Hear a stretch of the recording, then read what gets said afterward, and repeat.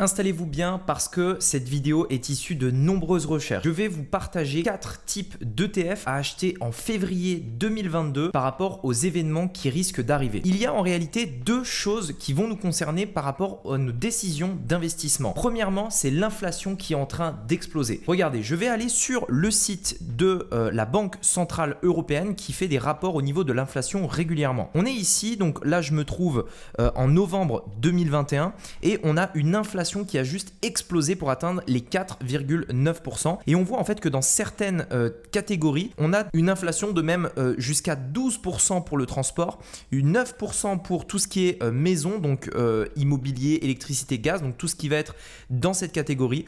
On a quand même aussi de la restauration. Enfin bref, on a vraiment une inflation de manière générale en Europe, puisque vous le voyez ici, il y a bien entendu la France, mais on a aussi, donc en France plus particulièrement, voilà à quel point l'inflation a augmenté. Mais c'est le cas de manière générale en Europe. Il s'agit du premier problème. Deuxième problème, c'est l'évolution du marché. Alors là, je me trouve aux États-Unis, mais aux États-Unis, on a eu une bourse qui a explosé suite en fait à la crise du Covid, qui a juste eu une ascension extraordinaire. Et donc, on peut s'attendre peut-être à une éventuelle future correction par rapport à ce marché ici. Sachant qu'il y a aussi beaucoup de choses qui sont un petit peu bizarres en ce moment sur les marchés financiers. De plus en plus, on commence à avoir des gens qui investissent non pas sur les fondamentaux d'une entreprise, c'est-à-dire est-ce qu'elle génère du bénéfice, est-ce qu'elle est rentable, est-ce qu'elle est long terme, etc. Mais qui se concentre d'abord et avant tout sur l'aspect communautaire et l'aspect un petit peu objet brillant. Ça a été le cas de Tesla. Elon Musk est vraiment la personne de 2021 et l'action Tesla a juste explosé. Si on regarde le cours de l'action Tesla au cours du mois dernier, enfin c'est juste, en termes de mois, donc depuis 2019, vous voyez ici, c'est juste une ascension extraordinaire. Et pourtant, quand on regarde le price earning ratio, donc c'est-à-dire le prix sur la valeur réelle, enfin sur ce qu'elle gagne en fait, sur ce qu'elle gagne, on est à 353 fois. C'est-à-dire que l'action coûte 353 fois ce que gagne l'entreprise. Donc c'est juste gigantesque, c'est juste énorme, sachant que généralement on essaye d'être entre 5 et 10 par exemple, peut-être 15 de manière générale, et donc là on est à 353 fois, donc clairement l'action Tesla est surévaluée. Et donc forcément aujourd'hui en février 2022 il peut y avoir des retournements de marché, une inflation galopante, et l'idée c'est de se dire dans quoi on va pouvoir investir pour prévenir de cette situation là, quelles sont les bonnes décisions d'investissement. C'est la raison pour laquelle j'ai voulu faire cette vidéo, et si ce genre de vidéo vous intéresse, mettez-moi un like, abonnez-vous, et on démarre donc tout de suite la vidéo. Le premier type d'ETF que j'aimerais vous proposer, ça va être les ETF dans l'immobilier. Donc ce qu'on va appeler également les ETF REIT. Au niveau des ETF, en fait, au niveau de l'immobilier, pourquoi? Alors il y a plusieurs raisons, vous l'avez compris ici. En termes d'inflation, tout ce qui va être dans le domaine du logement, etc., il va y avoir une hausse des prix. L'immobilier a toujours été plus ou moins une classe d'actifs qui a plutôt suivi l'inflation, puisque lorsqu'il y a de l'inflation, la valeur de vos biens immobiliers vont également augmenter. Le truc étant qu'on n'a pas tous forcément envie d'investir dans l'immobilier, dans la pierre, etc. Et le fait d'investir dans un ETF immobilier vous permet d'être exposé sur le marché immobilier, mais c'est ce qu'on va appeler de l'immobilier papier. Vous n'investissez pas réellement vous-même à titre perso dans un bien immobilier, mais vous avez un ETF qui compose des sociétés immobilières et qui sont donc très impactées par l'inflation. Ça vous permettra de vous protéger de l'inflation. Donc on va regarder ici, je vais aller par exemple sur Lyxor qui est un émetteur d'ETF et je vais mettre Real. Donc Real pour Real Estate, c'est comme ça qu'on va parler d'immobilier aux États-Unis. Et donc ici par exemple, on a le Lyxor Europe 600 Real Estate. Donc on va regarder. Et voilà, donc ici on peut voir donc Lyxor Stocks 600, etc. Tac. Ok, donc cet indice, alors je vais le mettre ici. Voilà, donc c'est les 600 plus gros titres européens par capitalisation boursière flottante. Donc voilà, donc en fait on va avoir plutôt une bonne exposition. Donc ce qu'on va faire, c'est qu'on va regarder tout. On peut voir que clairement, donc là c'est la crise du Covid, mais que vraiment en fait il y a eu une très grosse hausse de cet intérêt. Alors je vais regarder plutôt sur un an. Sur un an, on est à du 18%, sachant que ça risque de vraiment augmenter d'ici les prochains mois à venir. Alors le problème, c'est que celui-ci, vous voyez, il y a une très petite capitalisation. Il manque un peu d'actifs ici et on est à 0,3%. Bon, c'est pas le meilleur, mais ça peut se défendre. Donc ici, on a des sociétés dans le domaine de l'immobilier. Et donc voilà, on peut également aller voir sur Amundi par exemple, on va aller voir dans les produits s'ils ont du real estate, on va regarder. Donc on va aller ici, hop, ok. Et donc, alors là, je crois qu'il y en a deux. Voilà, donc là, on a donc le même, le stock 600 real estate, ok, et on a celui-ci qui est en capitalisation également. On va regarder celui-ci. Donc, il a valeur liquidative. Ok, et actif géré, il est à peu près pareil, 46 millions. Bon, c'est pas, ça reste pas, il n'y a pas beaucoup de volume.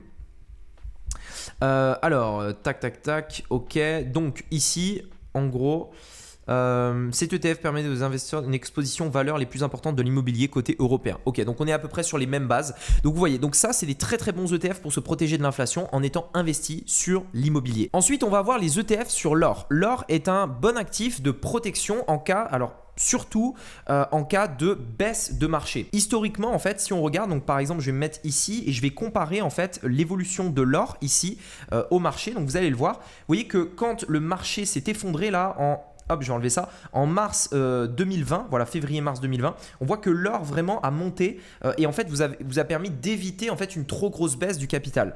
Donc un ETF sur l'or peut être extrêmement intéressant en cas de retournement de marché puisque généralement l'or aura tendance à monter lorsque le marché des actions va s'effondrer.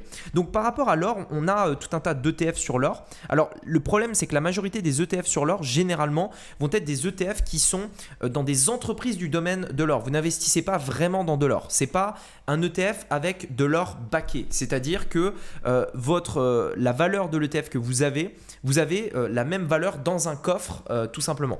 Il y a des possibilités de backer l'or comme ça réel, c'est-à-dire que la valeur que vous possédez, eh bien il y a l'équivalent dans un coffre tout simplement. Mais au niveau du gold, on va regarder ici, donc par exemple l'Ixor, on a celui-ci. Donc on va regarder au niveau de la capitalisation, donc on est à 398 millions. On peut voir l'évolution en fait de l'encours sous gestion pour voir un petit peu la tendance. Vous voyez qu'au niveau de l'évolution de l'encours sous gestion, en mai 2021 ça a explosé, donc en fait c'était vraiment là où ça baissait. Ensuite le marché a vraiment repris et donc ça a baissé. Et là on voit qu'on est en train dans une nouvelle tendance haussière pour cet ETF au niveau de l'or. Donc voilà par rapport à ça. Donc là par contre ça coûte très cher, hein. On est à 0,65%.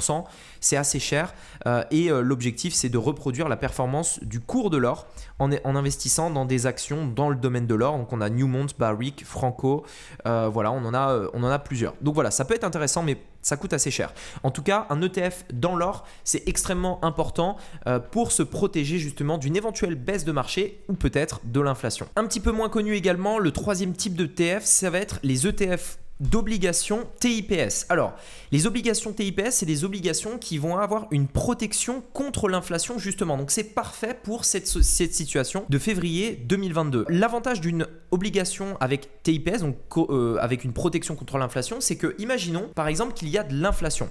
Vous avez acheté une obligation à 1000 € et là, il y a de l'inflation. Eh bien, le gros avantage, c'est que votre obligation va passer à 1020 € et vous aurez toujours un taux de coupon, donc un rendement égal. Donc, en termes d'inflation, c'est génial parce que votre obligation va prendre de la valeur et votre rendement, lui, va rester fixe et donc vous pourrez tout simplement continuer d'avoir un rendement sur la valeur d'une obligation qui a augmenté. Donc c'est génial pour se protéger justement de l'inflation. Donc par rapport à ça, vous allez sur des émetteurs d'ETF et vous mettez par exemple TIPS, donc on va regarder chez Lixor, on a par exemple, vous voyez ici, donc US TIPS, donc c'est des obligations américaines, donc on n'a pas d'obligations européennes ici, et on a ici donc vous voyez donc voilà, qui recherche à reproduire l'indice de performance Bloomberg Barclays US Inflation Linked Bond TR, ok. Ici donc titre du trésor américain protégé de l'inflation TIPS, voilà tout simplement. Donc là en regardant sur l'année, donc ça devrait monter prochainement. Vous voyez qu'il y a quand même eu une belle hausse avec l'inflation qui arrive. On a de gros actifs, on a 3,5 milliards, donc c'est plutôt intéressant. Et ici on va regarder un petit peu ce que compose. Je le fais en live comme ça vous pouvez voir. Donc ici, répartition par notation, on a 100% de double A, donc c'est plutôt pas mal. 100% au niveau du gouvernement. Vous savez que les obligations peuvent être au niveau du gouvernement ou des sociétés. Donc là, c'est 100% du gouvernement, donc c'est plutôt intéressant. Et en termes de maturité, c'est assez bien réparti, sachant qu'on a beaucoup de 3-5 ans, 5 à 7 ans, très peu de très long terme. Donc c'est plutôt intéressant. Ça veut dire que, alors les taux d'intérêt vont être moins élevés parce qu'on a beaucoup de courte maturité. Plus la maturité est longue, plus le risque est long, enfin plus le risque est élevé et plus le taux d'intérêt est élevé. Mais ici, ça reste quand même plutôt intéressant. Est-ce qu'il nous donne le taux de coupon moyen? Non, je ne pense pas.